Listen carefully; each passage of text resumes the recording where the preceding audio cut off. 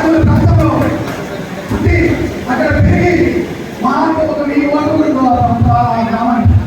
అటువంటి గ్రామం నుంచి భారతీయ జనతా పార్టీ ఒక జాతీయ పార్టీ ఈరోజు ఒక యువజన సంబంధించిన విభాగమైనటువంటి భారతీయ జనతా యువమోర్చా రాష్ట్ర అధ్యక్షుడంటే ఆశాభాషంగా అటువంటి గ్రామం నుంచి అటువంటి మండలం నుంచి నాకు రాష్ట్ర అధ్యక్ష బాధ్యత తీసుకున్నప్పుడు చాలా సంతోషం.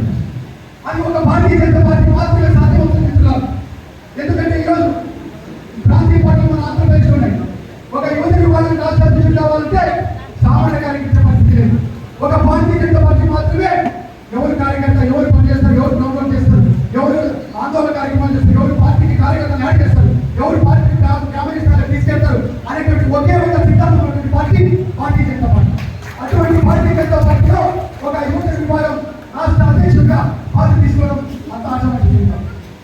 గతంలో ఏపీలో పనిచేస్తున్నప్పుడు ఈ ప్రాంతంలో పశ్చిమ ప్రాంతం కర్నూలు జిల్లాలో అనేక జిల్లాలకు తిరుగుతున్నప్పుడు ఈ ప్రాంతంలో నంద్యాల కర్నూలు 2 జిల్లాలకు జిల్లా కర్నూలుగా పనిచేస్తున్నప్పుడు అనేక ప్రాంతాలు, అనేక మండలాలు, అనేక గ్రామాలు కూడా నేను పర్యటించాను. ముఖ్యంగా పశ్చిమ ప్రాంతం గురించి అనేక రకాల ఉద్యమాలు చేశాను.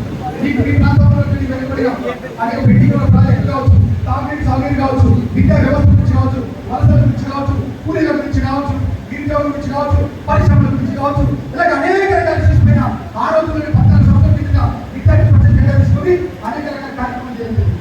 ఇవే కాకుండా విద్యార్థి పరిషత్తో పాటు రాయలసీమ అన్ని జిల్లాలు, రాష్ట్రంలో ఉన్న అన్ని 13 జిల్లాలు పర్యటన చేసినప్పుడు అనేక రకాల అనుభవాలు, అనేక రకాల మనుషులు తెలిసినప్పుడు పెద్ద ఎత్తున సంస్థలు కావచ్చు, మనుషులు కావచ్చు ఆడగలం.